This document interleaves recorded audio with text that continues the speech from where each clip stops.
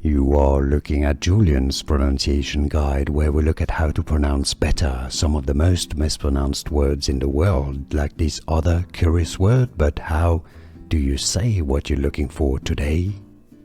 Let's learn how to pronounce the name of this team from Formula One, also the name of a French, originally car brand name, if you want to learn more names from Formula One and from car names.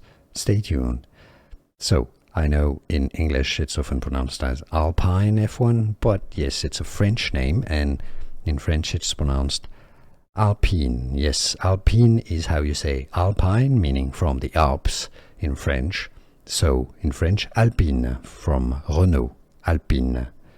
Alpine F1 team, not Alpine.